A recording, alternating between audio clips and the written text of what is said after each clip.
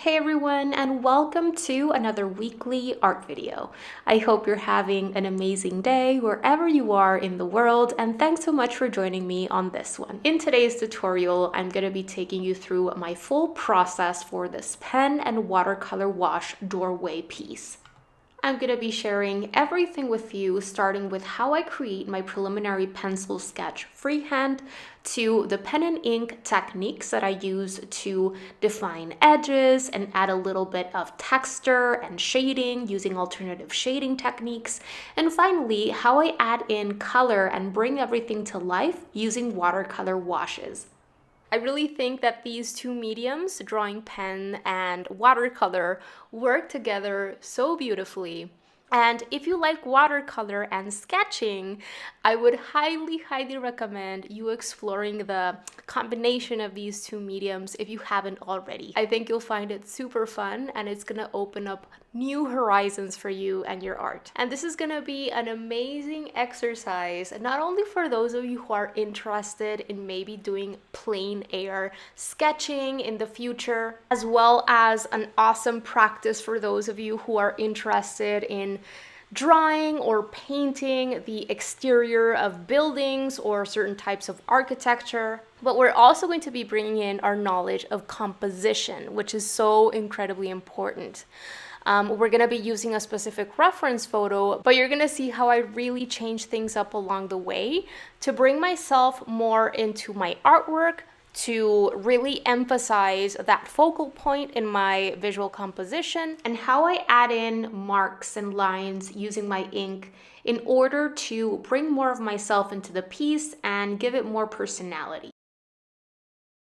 In terms of my paper, I'm going to be using Hanemule Burgund 120-pound watercolor paper, but you can pretty much use any kind of paper that is intended for water-soluble mediums or any sort of mixed media sketchbook. Anything like that will do just fine because this is a sketch.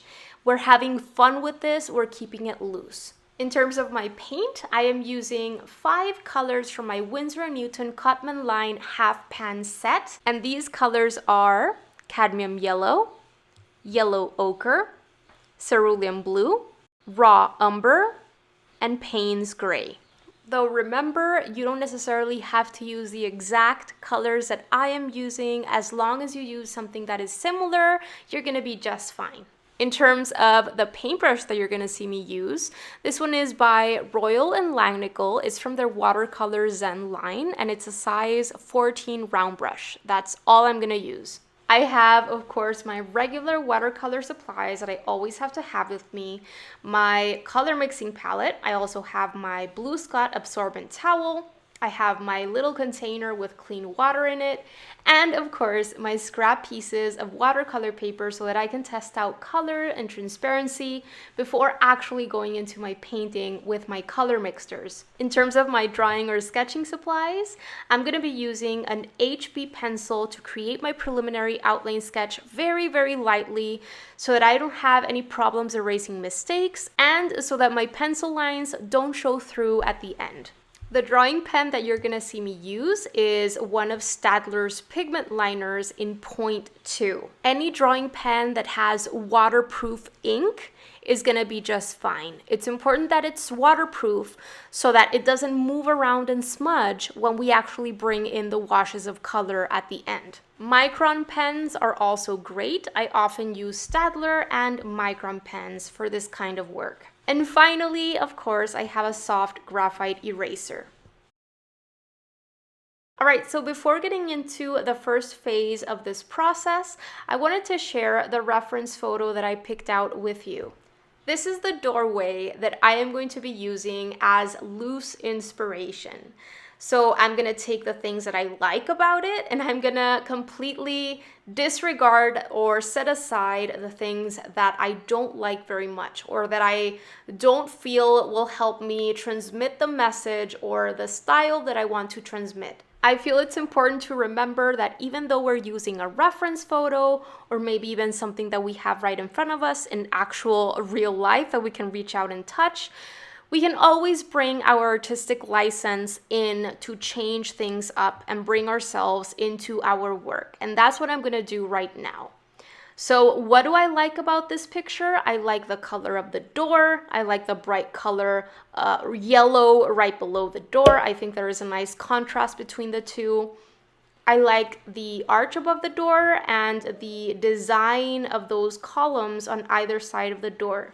In terms of the things that I don't like about this door and the picture in general that I'm not going to be incorporating into my artwork, number one, there is this weird line, this cast shadow that is obviously being created by something that is not in the picture. It was cropped out. I don't know what it is. It's some sort of pole or something like that. But I am not going to be adding it in because that object that is creating that shadow is not even in the picture and it can create confusion. It's going to distract from my focal point and it's just going to look weird. Aside from that, I don't like the spirally, decorative yet protective thing that is above the door on top of another protective kind of design. I do like the first one, the one that is below the spirals, if that makes any sense. There seem to be two overlapping designs, protective little metallic things, if you can see them above the door. I like the first one, the one that has the straight lines that looks like an abstract sun above the door, but I don't like the spirals. I'm gonna remove that.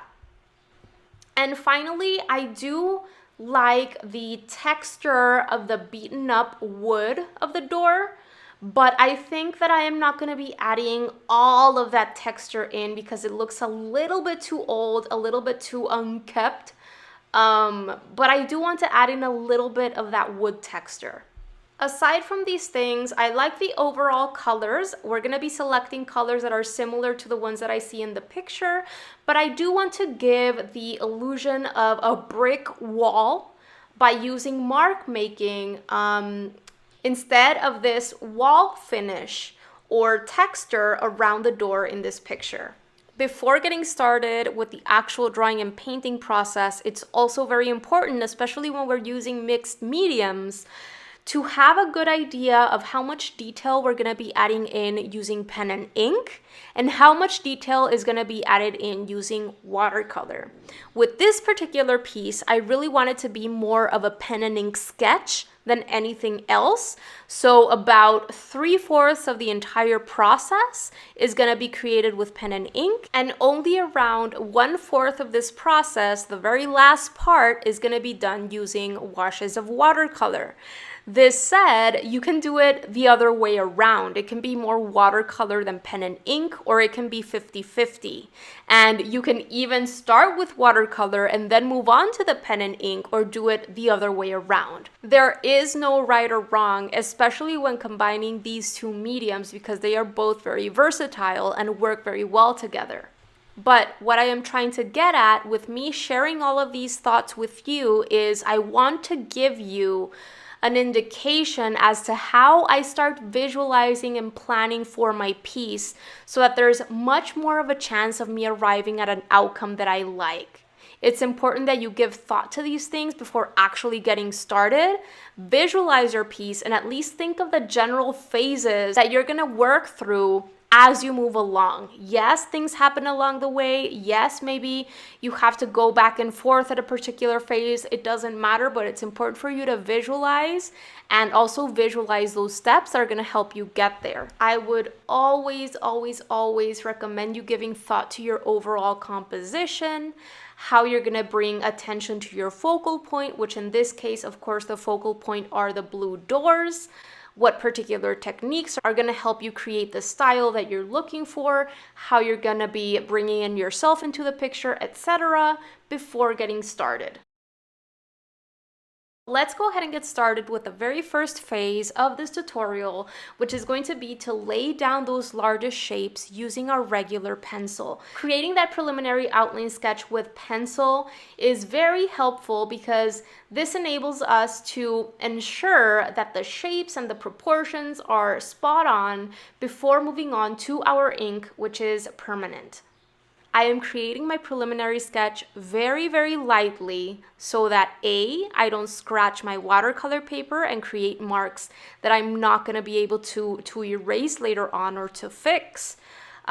B, so that I can erase my mistakes along the way, because drawing, especially when we're doing it freehand, it's a constant refinement process. We need to be able to correct our mistakes and shift our lines or our shapes as needed. And C, I don't want my pencil lines to show through my ink and my watercolor at the end. As you can see, I am starting by placing horizontal and vertical lines that are going to help me start visualizing where all the largest shapes are going to be laid down. Our brains really understand straight vertical and horizontal lines a lot more easily than, say, slanted lines or, lines created by irregular shapes and things like that. And so by helping yourself with that baseline for your structure of this exterior of this house that we're creating, or the doorway specifically, as well as any other horizontal or vertical lines that are going to help you add in all of the largest shapes in the places where you need to add them into, is going to help you so much.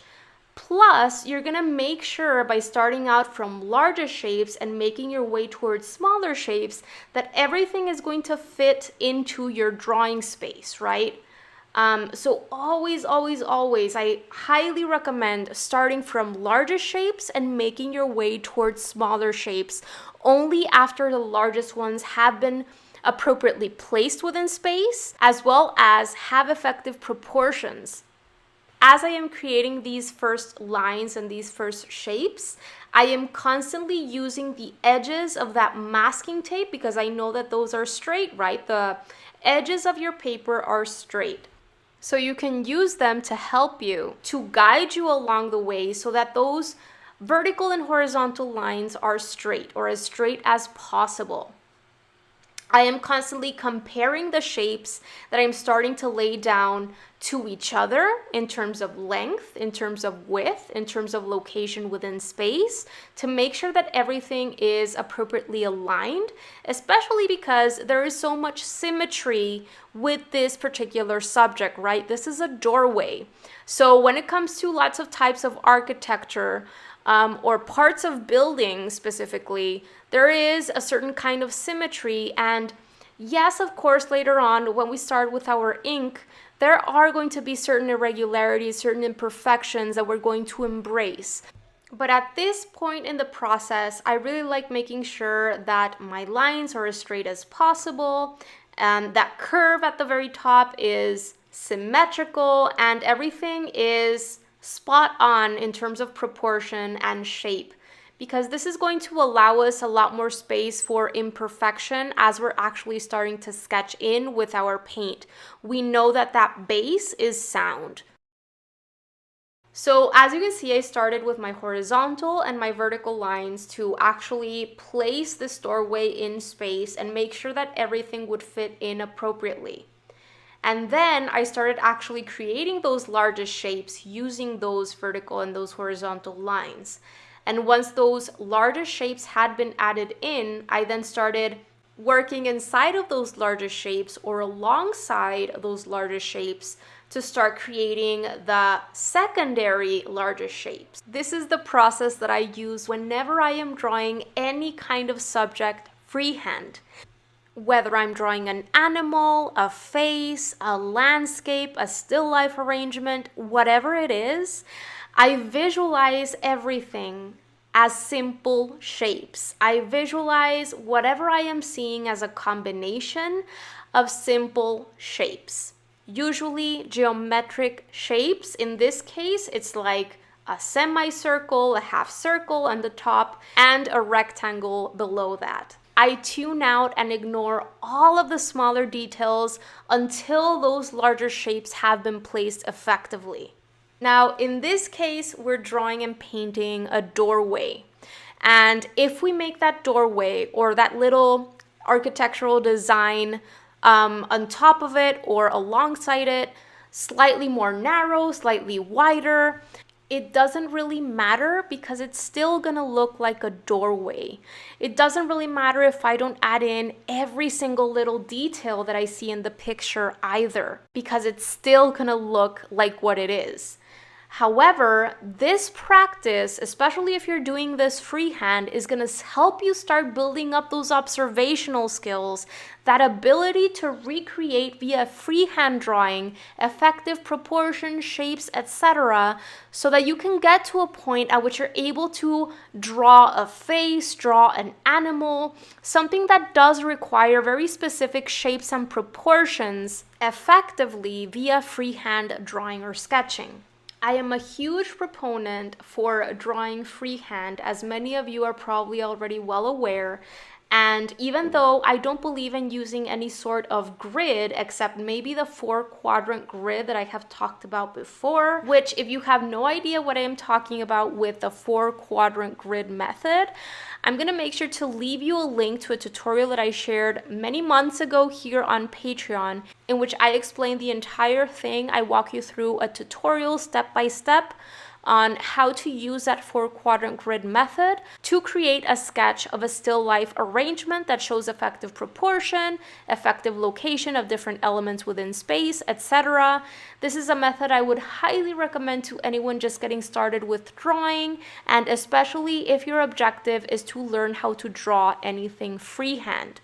But even though I don't believe in using grids, I believe in using straight horizontal or vertical lines to help with alignment, and wherever I really feel that they could come in handy to place something effectively, you're gonna see me just add one in.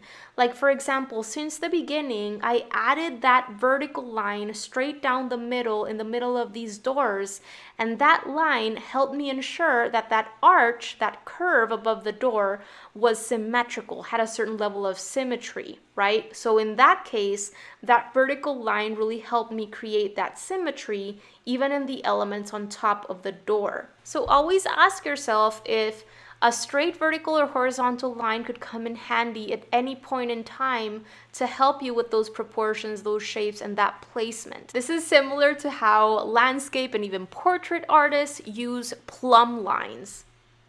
If you're asking yourself why I'm using my absorbent towel to dust my watercolor paper, this is because sometimes it's best not to touch or to avoid touching our watercolor paper as much as possible with our hands, because our hands have oils in them and we can leave these oils on our paper, and then when it comes time to painting, these oils sitting on our watercolor paper are going to make that paint be absorbed in weird ways, or just they're going to make that paint and that water sit on our paper in strange ways, creating splotchiness and weird effects. Okay, you guys, so we are nearing the final stages of this preliminary pencil sketch. I would advise you to just add in as much pencil work as you feel you need to, so that you can move on to the next phase of this process, which is the pen and ink, with a bit more confidence. If you feel you need less pencil line work, then you don't need to add as much pencil in.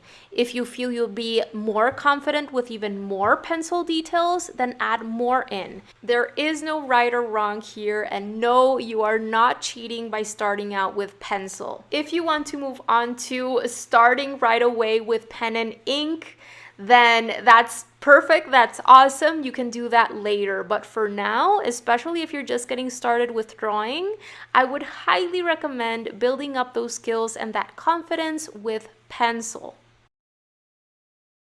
All right, so before actually getting started with sketching in our doorway with pen and ink, I want to very briefly talk about little things, exercises that you can do to start loosening up your wrist so you can create marks that have a line weight variation within them. And I also want to very briefly talk about alternative shading and mark making techniques that we're going to be using in this drawing. So first and foremost, here are a couple of my Micron pens and my Staedtler pens. These are both waterproof and I really love both brands. So I want to share a few exercises with you because when we're just getting started with drawing, whether it's with graphite or with drawing pens, we tend to want to place those lines or create those lines in a very tight, controlled way, which is obvious because we are trained to hold our pens and our pencils in a very controlled manner when we are learning to write. But we're drawing right now, and the thing is that when we're drawing, whether we're using a pencil or a pen, we are looking for a line weight variation within our lines or marks. And what I mean by line weight variation is we don't want one continuous weight from one end of our line or mark to the other end of our line or mark. We don't want one straight continuous weight all throughout, but a variation in line weight, a variation in thickness, a variation in terms of lightness to darkness, etc. So a variety in line or mark weight has to do with that line or mark's thickness to thinness, or darkness to lightness, or vice versa, okay? There has to be a variation in these things. And if we hold our drawing pen or pencil in a very tight, controlled way, and we don't have that confidence yet to move a little bit faster and looser, then that line weight variation is going to be very hard to achieve. If you hesitate when you're laying down that mark, you're most likely than not going to have a very thick line or an inconsistency where there is a little kind of mark where that ink is starting to bleed out within that line. So these little exercises are really going to help you gain a little bit more confidence, even when someone already has experience with drawing pen.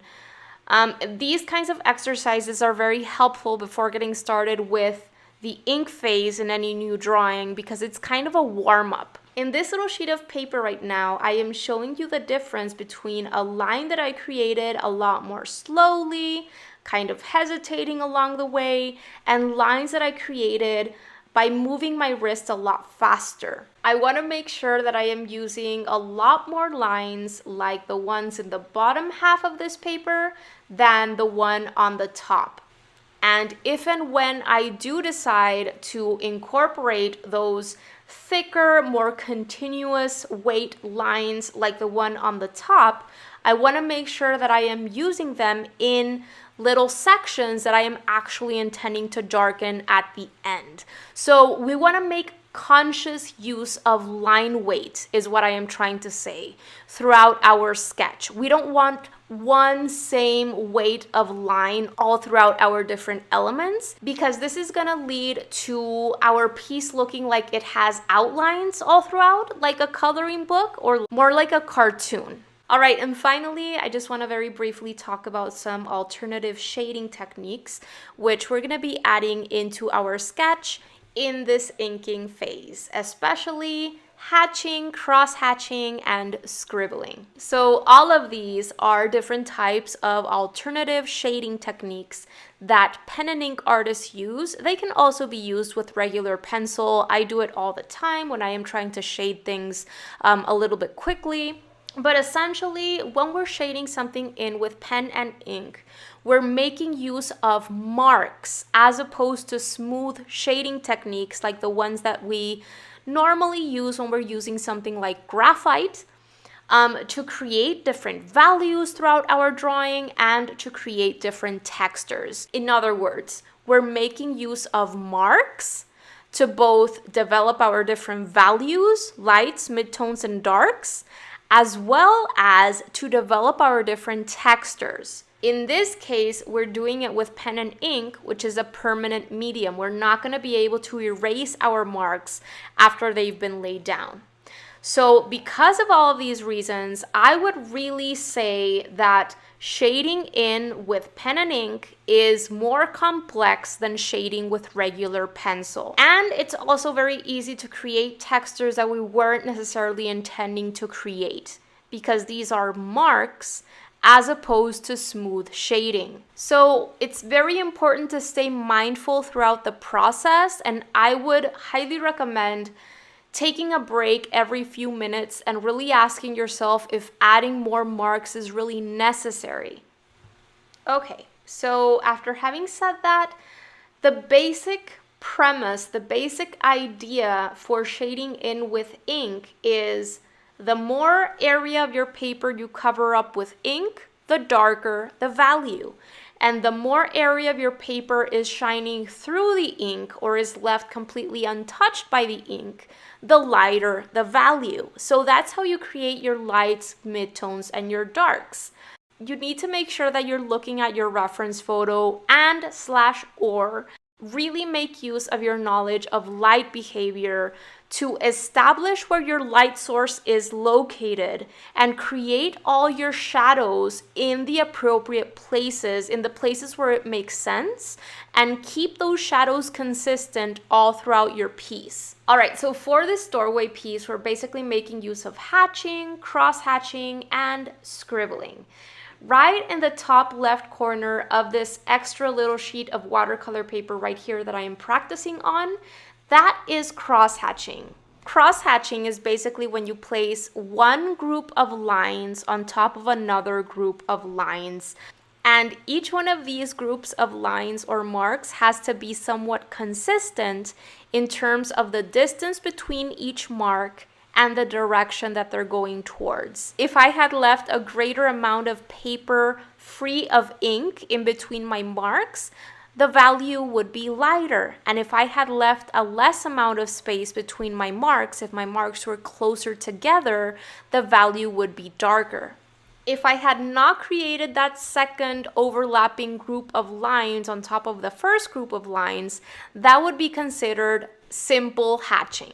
And the direction that those lines or marks are going in doesn't necessarily have to be completely horizontal or slanted exactly in the same way that I have them here on my paper, as long as they are intersecting in some way and there is a consistency in each of the groups. In terms of the direction of the marks, that is considered cross-hatching. So it doesn't necessarily have to create a perpendicular intersection of those lines to create a perfect cross. Okay, and finally, we're also going to be making use of scribbling marks, which is a technique that I have used right there in the bottom and on the top right corner of this little piece of paper.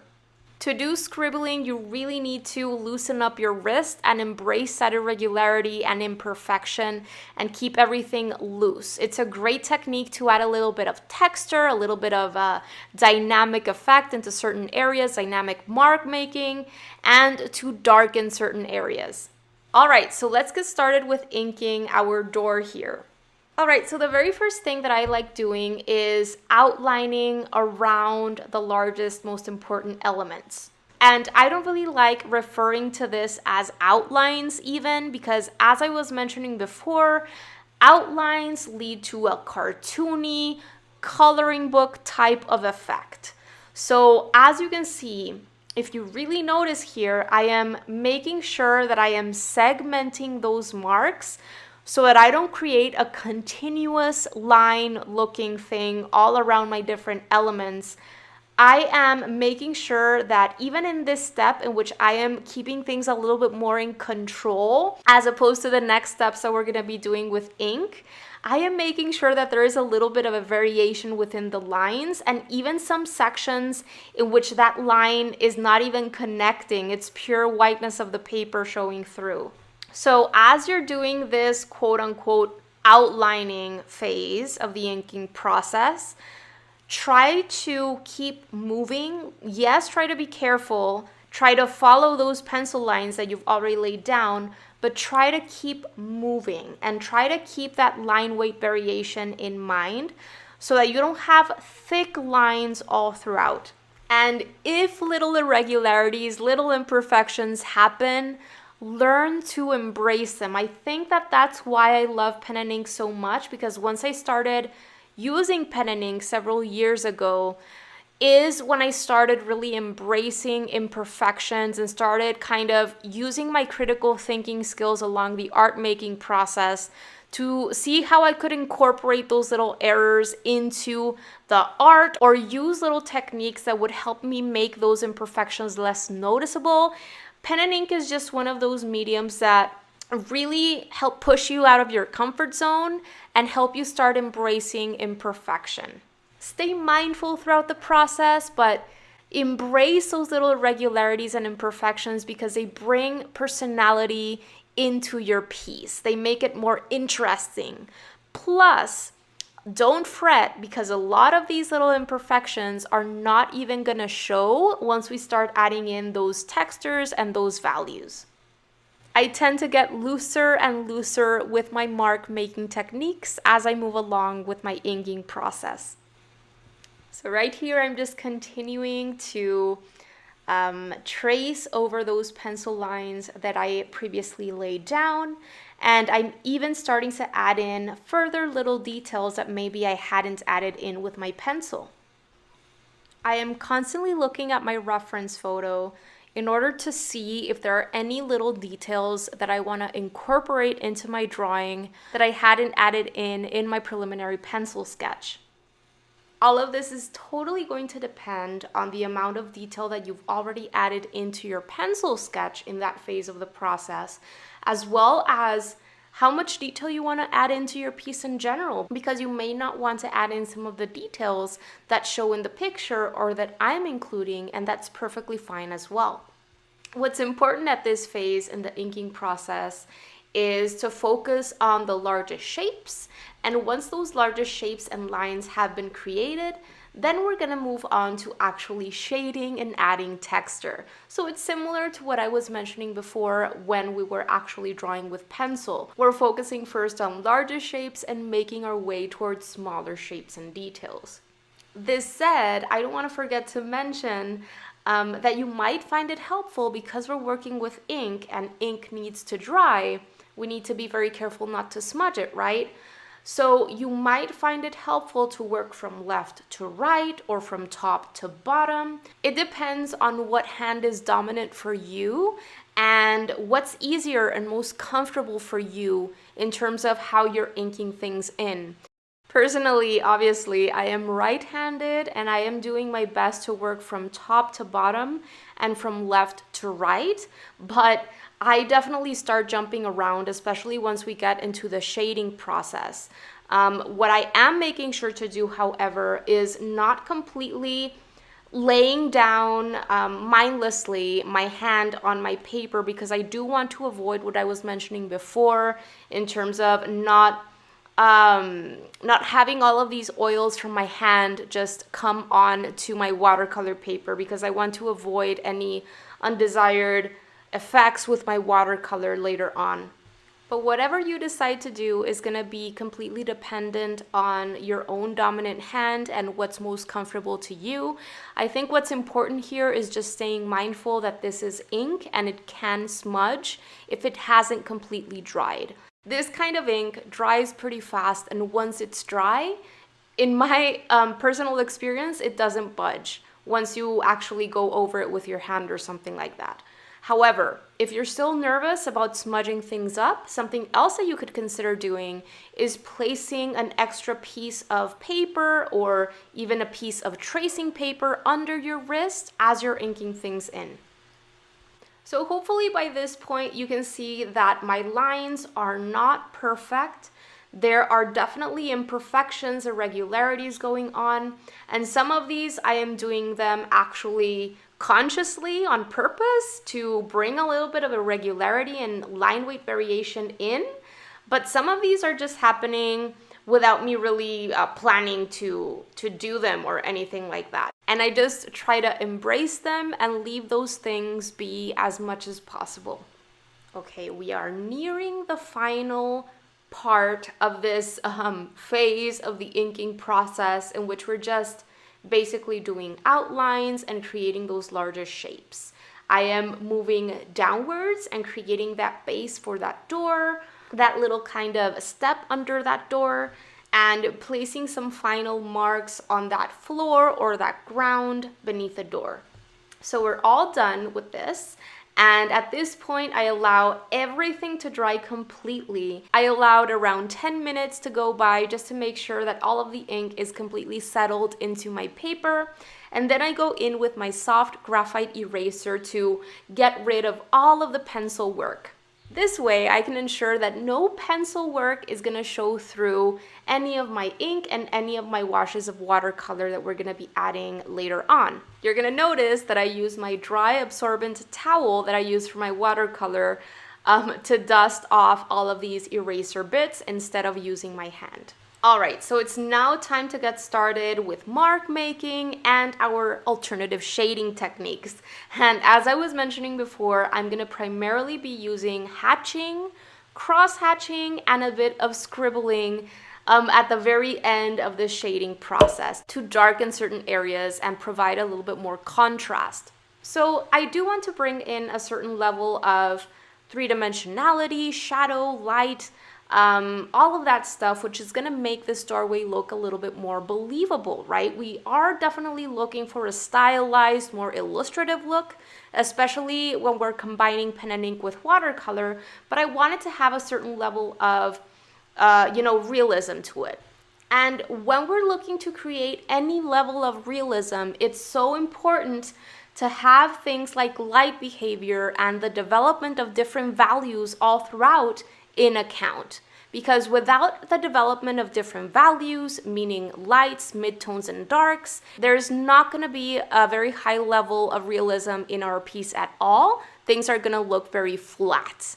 And so this is why it's so important to have that reference photo and also bring in our knowledge of light behavior so that we can make sure that everything makes sense and that our shadows are consistent all throughout. If we don't have a reference photo and we don't know about light behavior, how light works, how the light source is located in a specific place and is hitting the subject from a specific place, creating areas of lights, areas of midtones, and areas of darkest darks, then most likely than not, we're going to be guessing and areas are going to be very flat and our shadows are not going to be consistent, which is not going to lead to realism. And this is why when we're just getting started with drawing and painting and our objective is to improve the sense of realism in our work, it's so important to study what things actually look like in real life via reference photos or via things that we actually have in front of us that we can actually reach out and touch. Study those values, study those subtleties, study what happens when a subject is in different light situations, etc. Once someone has studied using references enough and has understood light behavior, then they are going to be able to create believable looking shadows and midtones and values just using their own imagination. But first, it's important to stem from references, from how things look like in real life and gaining that knowledge in that way. So as you can see, I am using hatching and cross-hatching the way that I was explaining before starting with the inking phase. I really like starting with the darkest areas that I'm able to perceive in my reference photo and that I'm going to be developing. That's where I start placing my marks. By looking at this reference photo, we can get a clear idea that the light source, in this case the sun, is hitting this door from its top left. And the reason why I can tell this is, number one, because of the location and the slant of that weird line of cast shadow that is actually in the picture that we're not including in our piece, as well as the shadows created on the blue doors. If you have a good look at your reference photo, you're going to notice that the darkest values within the blue doors are located along the left edge of the door on the left, on the top left corner of that left door, and along the top of both doors. We also have quite a bit of cast shadow created by that design on the white columns that are on either side of the blue doors. Why does this happen? Because remember that these elements, all of these elements that are jutting out, creating a little bit of a roof or a ledge, All of these are going to create a cast shadow beneath them or somewhere beside them, depending on the location of the light source. The location of the light source, how strong the light is, how many things are interfering between the light and the actual subject. All of these things are going to have an impact on the values and the shadows that we're able to see. So now that we know that the light source, in this case the sun, is very far away from the door, of course, but it is somewhere above it, located on the top left of it, judging from the cast shadows created by all of these little elements on and throughout or around the doors that are slightly jutting out because of their structure, their volume, and are creating these cast shadows in certain areas. We have to have this information in our minds at all times as we're starting to add in this shading so that everything is kept consistent. I am adding in my groupings of marks or lines bit by bit, making sure that I am taking a step back every now and then to make sure that I am not going overboard, because that's very easy to do. Remember, as I was mentioning a while ago, if we're looking to create lighter values, then we have to make sure that we're leaving a greater amount of our paper shining through our marks and our ink. We cannot add in so many marks and so much ink in areas of lighter midtones and lightest lights. And in fact, areas of lighter values have to be kept completely untouched by our pen, right? If we want those to look like the lightest lights.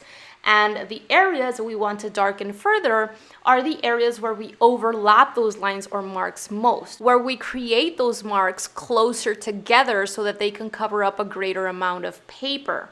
Remember though, that with every single grouping of marks that you lay down, even though they don't have to go off in a particular direction or have a particular slant to them, you want to make sure you commit to that particular slant or that direction that you started laying down those marks or lines in, and also to the distance that you started creating in between your lines, so that there can be a consistency within that group.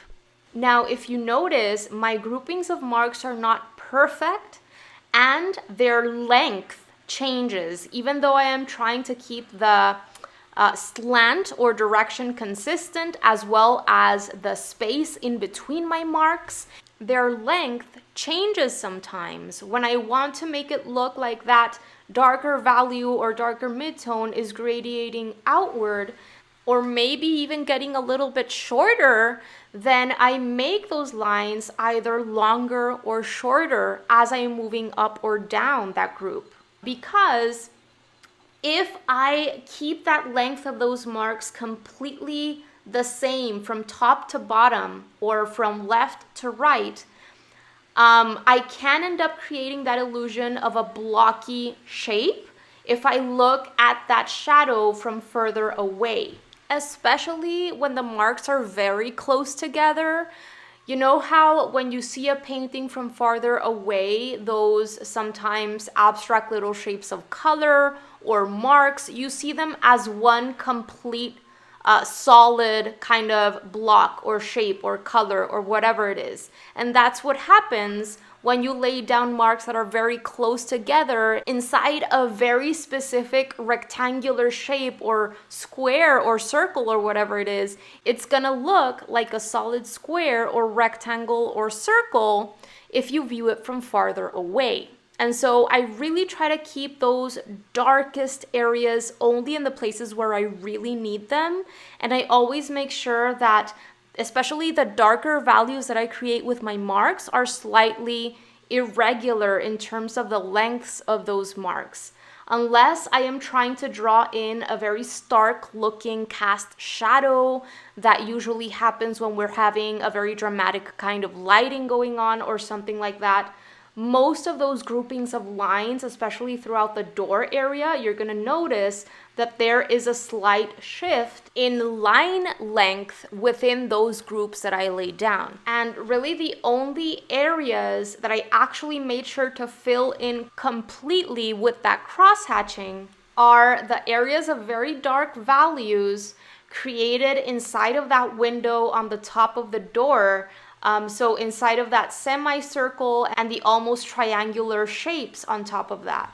Before getting started with any sort of shading, whether I'm doing smooth graphite shading with a regular pencil drawing, or something like this in which I'm shading in with alternative shading techniques, or even when I'm creating any sort of painting, it's very important for me to actually make time to observe my reference photo and have a general idea of where my darkest darks are going to be developed, what are areas of darker and lighter midtones, and where my areas of lightest lights and highlights are, so that I can make sure to keep them protected or do whatever I have to do with the medium on hand to make sure that those lightest values look like the lightest values in contrast with areas of darkness.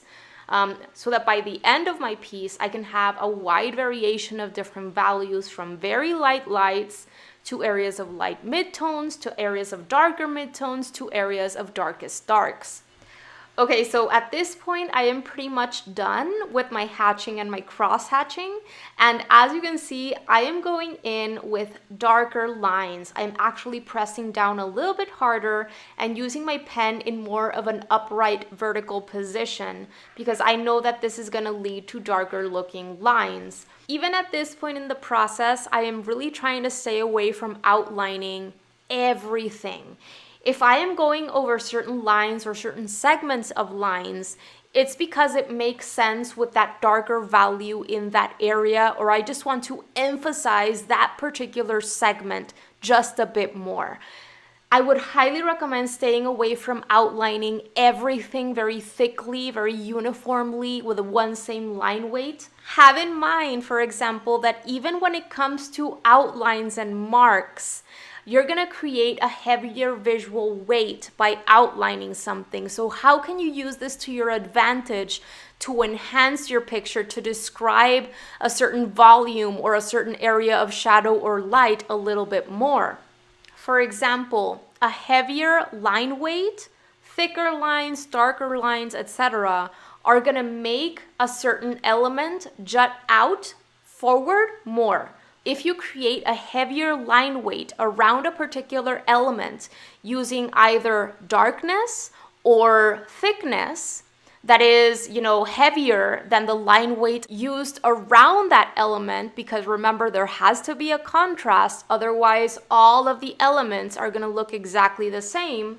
But if you use a heavier line weight in one particular element than the line weights around that element with a heavier visual line weight is gonna go forward, is gonna pop out more than the lesser line weights around it. But there has to be that contrast.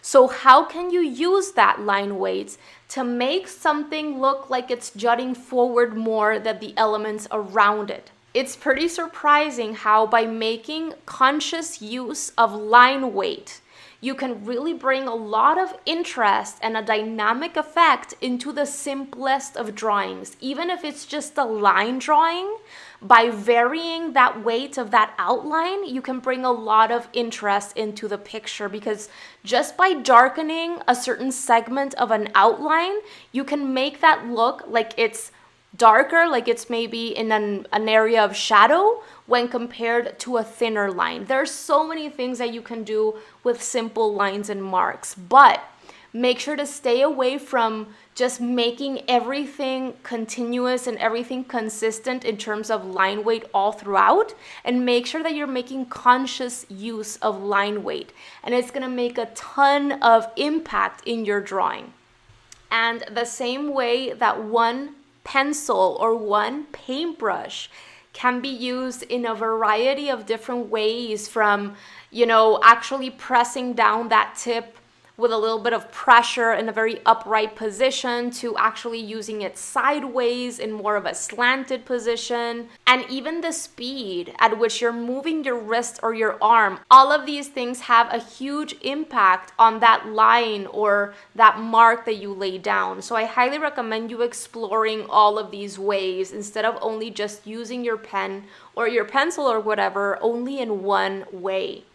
Right around here, I'm getting started with some irregular kind of scribbling marks in areas that I want to provide a little bit of an interest in, maybe a little bit of a sensation of movement.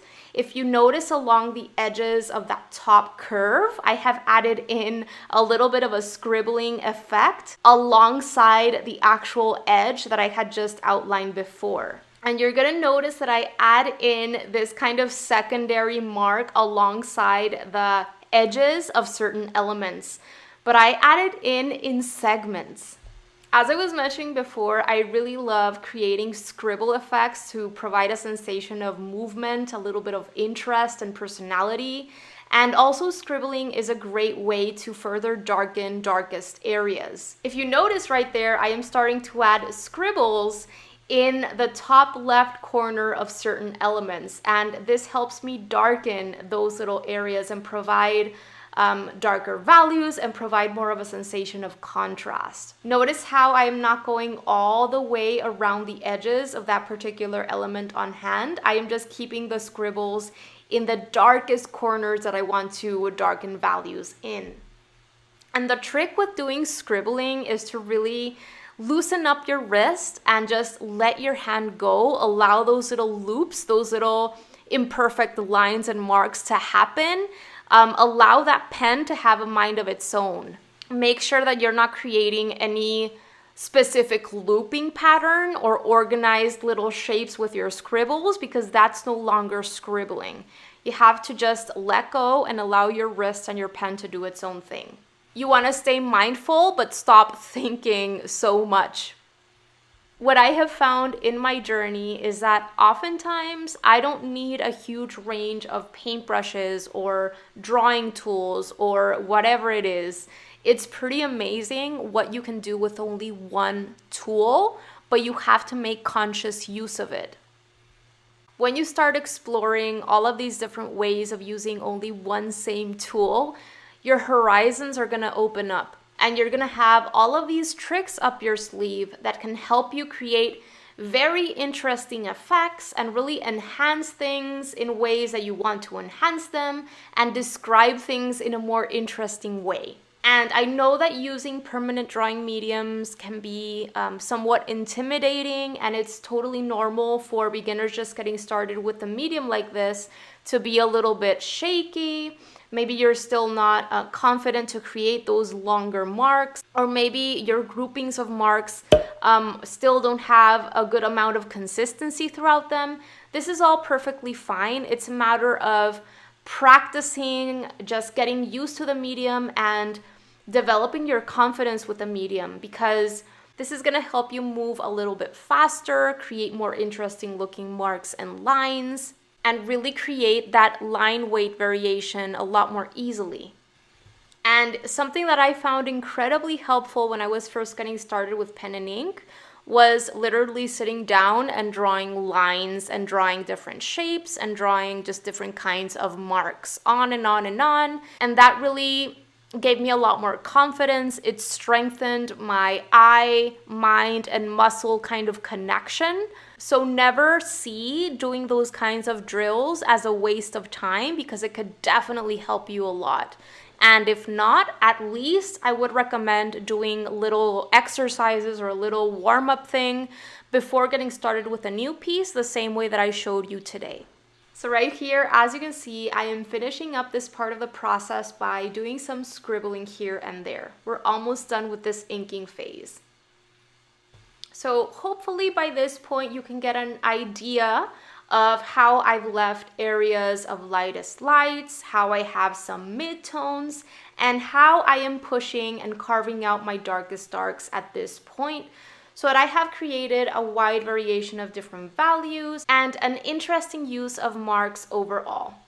So with this particular piece, it's important to have an account that it's more of a pen and ink sketch than a watercolor sketch, right? As I was mentioning in the beginning, there is more work done in the inking than in the watercolor. The next phase is going to be pretty quick. But as I was also mentioning in the beginning of this video, you can totally decide for a future pen and ink plus watercolor piece to be heavier on the watercolor, for you to spend more time on the watercolor phase and on the inking phase, and actually have the ink be very, very simple and not even add any values even. Maybe you just want to add a certain amount of details here and there. I think that this combination of mediums really it lends itself to us really exploring what we personally like best in terms of overall outcome and the process throughout. I think that this combination of mediums allows us to come up with our own way of doing things, whether we decide to do, you know, very little ink and more watercolor, or vice versa, or 50-50, what particular alternative shading techniques we want to use, if any, what kind of color palette we want to bring in with our washes of color later on. There are just so many choices that we can make as artists to really bring more of ourselves and our creativity into the picture. So right here, I am just finishing up by adding some marks to really enhance and describe that old wooden texture throughout the doors. I'm always thinking of what kind of mark can help me describe a specific texture better. And if there is any doubt in your mind, or you ever want to practice a specific type of mark or little technique, make the time to step away from your artwork and test out your techniques on a scrap piece of paper before actually using them in your drawing or painting. Okay, so I am almost done here. I really want to stay away from overdoing it with my marks and everything like that. Oftentimes, less is more, and we're gonna achieve much more elegant results by describing things as minimally as possible, I guess you could say, and not feeling the need to overly describe everything. So I am finishing up this phase of the process by adding an illusion of bricks around the door. In the picture, as I was mentioning before, there is more of a it's definitely textured. It's a textured wall, but there are no bricks, and I love a brick wall. So I decided to bring bricks in. However, notice how I am not actually drawing rectangles or anything like that. I'm not overly describing the texture or illusion of bricks. I am doing it in a very minimal way, and I am making sure that that line weight that I use in my bricks is lighter than the line weight that I am using for the focal point, which is basically the door, so that I don't retract from my focal point and I don't have these elements competing for attention. Right here, I'm just finishing up by adding some line work and marks on the lower part of this piece, on the ground or the floor, or even the street under this door. But once again, I want to make sure to keep the line weight nice and light so that it doesn't compete with the focal point. At this point, I'm basically jumping around the piece, just really observing, having one good look at my reference photo, making sure that all the values and all of the details that I want to add in, all of the little textures look good to me before moving forward to the watercolor phase. All right, so we are done. I am now going to go and grab some water and prepare our colors so we can get started with creating our color mixtures for the watercolor phase of this piece.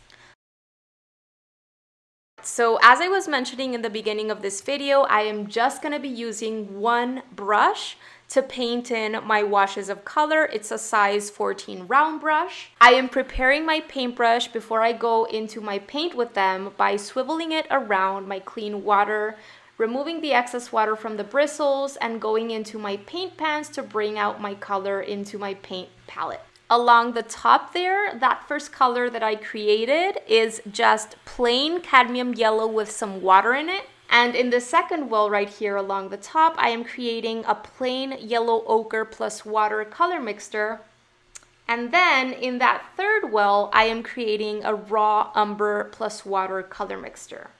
This way we can have a nice variety of yellows to light browns, which we're going to be requiring for the wall around the door and the floor or the ground beneath the door. And now it's time to get started with preparing two different blues. I am looking to create a lighter blue and a darker blue for areas of shadow.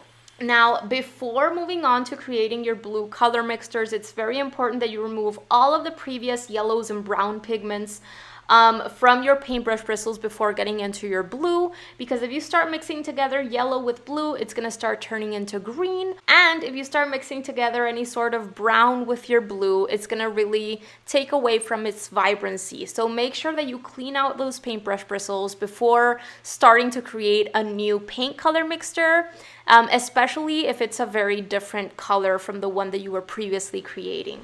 Okay, so as you can see in that largest swell right there on my paint mixing palette, that's just plain cerulean blue with some water in it. And in that well underneath it, I am creating a darker blue by mixing together cerulean blue with Payne's gray. You can feel free to shift around the color ratios in this darker blue color mixture until you arrive at something that you like.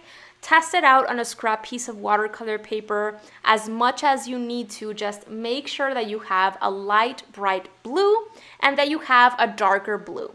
There has to be a good difference between them because we're gonna move fast and we have to have our color mixtures already created and on hand, ready to go, so that we can add in those washes of color quickly.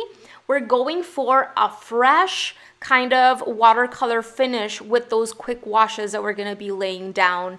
We don't want to be overly fussy or move things around too much or go in with way too many layers of color. That's not what we're going for here. And finally, the last color that I am preparing is a plain Payne's gray with water in it. And that is going to be used in the columns and the white kind of finishes around the door. I'm also going to be using it to create a very dark color mixture for the darkest areas inside of that window. Okay, so once we're done, it's important to switch our water because we want to make sure that we have clean water before getting started with the painting process. All right, you guys, it's time to move on to the very last phase of this process.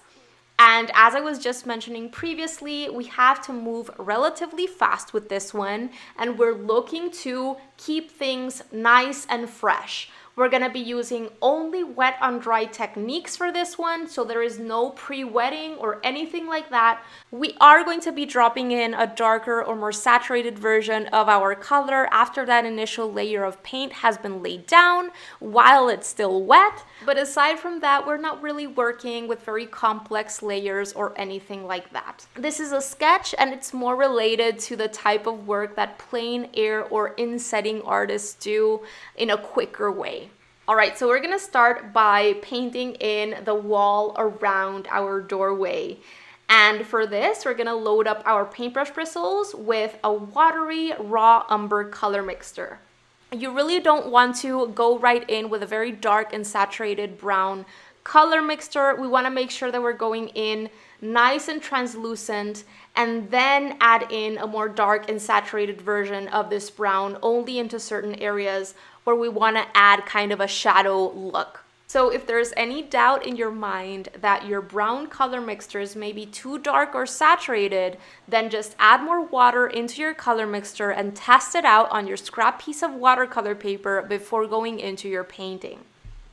Now, as you can see, I am really creating a very organic, irregular look. I am not really painting the entirety of my paper in all the way to the edges of that masking tape or anything like that.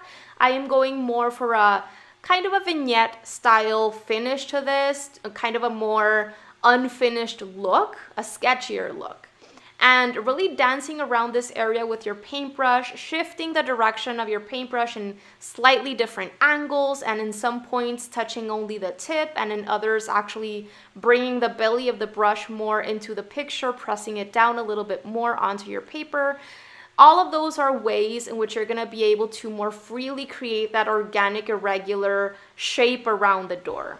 And really learn to embrace the organic things that happen along the way. Embrace that kind of translucency in certain areas, that higher level of translucency that organically occurs as you continue painting with one same load of the brush. And then after having added in that lighter translucent brown around the door, I start placing a more saturated version of the same color mixture, so a version with less water in it, only in the areas of shadow on the right side of that door. Once that's done, I remove all of the brown from my paintbrush bristles and I load up my bristles with my cadmium yellow. And using this color, I paint in the floor under the door. Notice how I completely embrace that irregularity, that dry brushing effect that happens. I don't really mind that I have some little sections of whiteness of the paper shine through. I do not go back in to try to cover them up or anything. I just embrace them and let them be. I then go back into my raw umber color mixture and use this color on the edge of that little ledge right on the street there to create a little bit of a shadow effect. I go back into my cadmium yellow color mixture and add just a tiny bit of this color right under the door as well.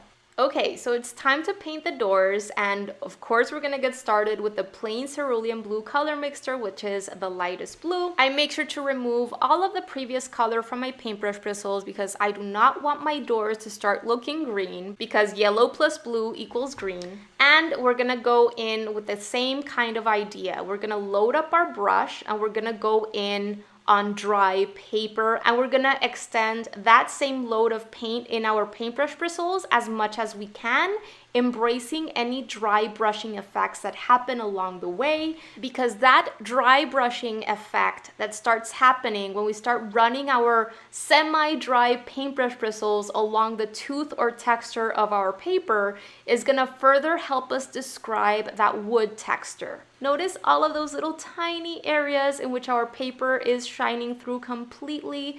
That helps us describe that texture beautifully. All right, so once again, after that initial lightest blue layer has been placed, we're then gonna go into our darker blue. For this, I don't even bother with washing out the previous color from my paintbrush bristles because this is just the same color plus a second one mixed in, so there's not that much of a problem. So this second darker blue, I only add into areas of shadow. And I already have half of my work created for me because we've already created that illusion of shadow via our alternative shading techniques, our hatching and cross hatching and scribbling, etc. That's where I'm adding in this darker blue, further enhancing and carving out those darkest areas. Just a moment ago, you saw me make more of the cerulean blue plus Payne's gray color mixture, not only because I noticed that it wasn't dark enough when I started placing it on top of that first layer of blue, but also because I felt that it wasn't going to be enough. If we were creating a piece with high levels of realism using only watercolor, I would most likely than not work in many more layers and would make sure that there was a gradual step in between my different layers of color in terms of their value or their darkness, right? I wanted to be a gradual transition from one layer of color to the next and not have a very big discrepancy or step and move from a very light value to a very dark value. However, in this case, this is a sketch and we're trying to describe as much as possible with as few layers of paint as possible. And so this is why I need to make sure that there is a good difference between my lighter blue and my darker blue. Okay, so as you can see, I am continuing to place this darker blue in areas of cast shadow in my doors. And if I feel that I lay down a shape that is way too heavy or stark looking, especially with this darker blue, I simply remove my color from my paintbrush bristles and go in with a clean and only slightly dampened paintbrush to soften the edges of those shapes. So I am done with that second layer of blue and I add even more Payne's gray into my dark blue color mixture to darken it even further. And this darkest blue I add only into very specific areas of darkest darks. Now, because we've been working wet on dry, our paint has been drying pretty quickly. If for some reason your second layer of blue has not dried completely, I would recommend allowing it to dry before going in with this darkest blue color mixture, because otherwise this darker blue color mixture, because it's being placed on wet paper, it's going to expand and bleed into all of the wetness of the paper. And this darker blue can start completely overtaking or covering up those previous lighter blue values. And you don't want that to happen, because that's going to start flattening out certain areas. So I would recommend allowing everything to dry completely, then go in to only darken certain areas with this darkest blue. And especially when it comes to the doors, the blue doors are the focal point. So I think that this is especially the place where we want to make sure that we have at least a few different values created. All right, so that is it in terms of the blue color. I am now removing all of the blue from my paintbrush bristles so that I can get started with the white decorative kind of columns and designs on the sides and above the door. And of course, because these elements are painted white, we're going to be developing a bit of a variety in values using gray. So I am going in with a light and translucent version of my Payne's Gray plus Water color mixture, and I am starting to add this color in only into certain areas of cast shadow within these white decorative elements on top and around the door. We cannot go overboard with the gray, because if we start covering up everything with gray, it's not going to look white anymore. So make sure that you stick to areas that you want to create a sensation of shadow in, to give these white elements a little bit more dimension. I'm going to go quiet as I continue adding in this light translucent gray.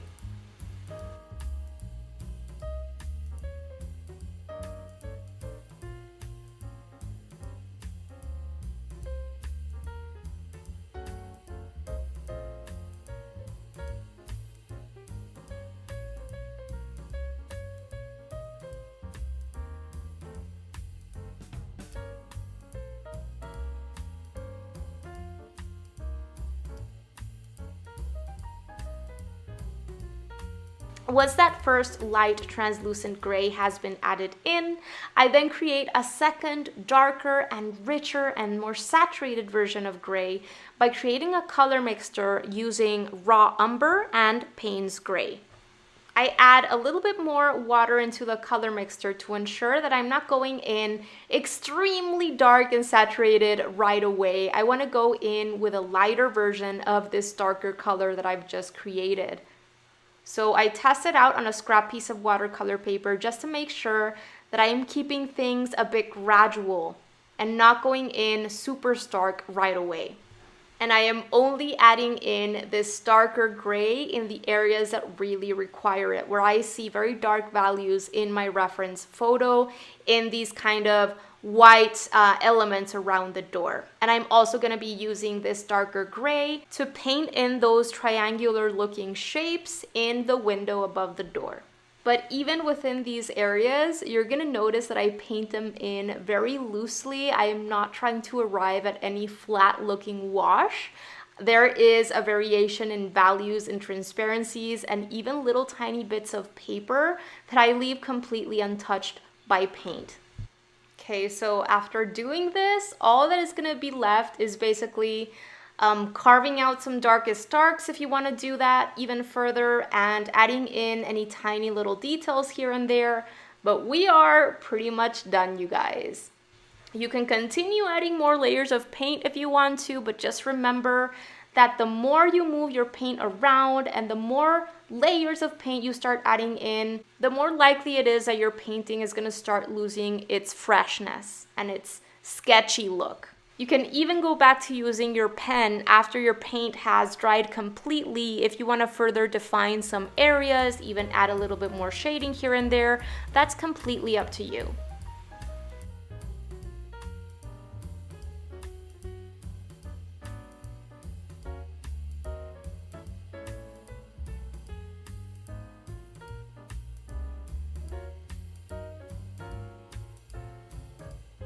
All right, and right around here, I'm just gonna finish this up by adding a little bit of a darker brown along that edge of that white column on the right.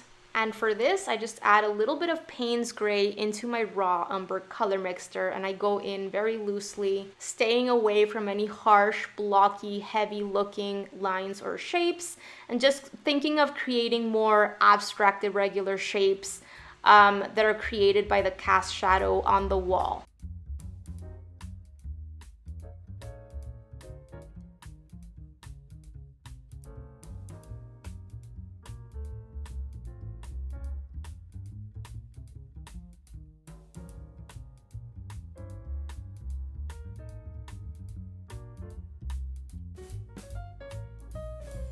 Did you enjoy this tutorial? I really hope you did, and if so, make sure to check out everything that I am offering over at my Patreon membership website, because for a very small amount a month, you're going to get immediate access to my exclusive tutorials, classes, and resources that I don't share anywhere else. All of these exclusive tutorials include my downloadable outline sketches so that you don't have to start from scratch, reference photos, and my supply lists. There's already a library of over 75 sketching and watercolor painting tutorials that are real-time, meaning they are not sped up or edited, they are fully narrated, and I take you through my entire process, making sure to explain everything as clearly as possible, step by step. 2 new exclusive full-length tutorials are added into this exclusive library every single month. For those of you who are interested in really taking your artwork to the next level and want to know all of the inside secrets that I learned about in art school and courses that I've invested in myself, there's also a full library on classes on art fundamentals in which all of the bases are covered. That library has now over 35 classes and workshops, all have assignments at the end that help you actually put your knowledge to the test. And there's a brand new class or workshop added at the beginning of every single month. As if all of this weren't enough, you also get a weekly sketchbook prompt sent to your inbox to help you stay consistent with your art practice. There's a live training, workshop, or paint-along session with me every single month. Members in the $15 tier and upwards get access to thorough feedback from me on their work whenever they need it, and much more. There are different tiers that you can join that give you access to different things, which you can choose from depending on your goals and needs. So go ahead and check it out. I'm going to make sure to leave a link where you can find out more down below in the description box of this video. And I would love to get to know more about you and your work and have you join this innermost art community of mine. Alright you guys, that is gonna do it for today's video. I really hope that you enjoyed it and that you found it helpful. And if you did, pretty please make sure to give this video a thumbs up, because it really helps support the work that I am doing here on YouTube and helps others get to know about my channel. Thank you so much for watching today. Don't forget to subscribe and click on that little bell so that you can be notified of when I share my new videos, which happens every single week. Have a beautiful rest of the day and see you soon. Bye guys!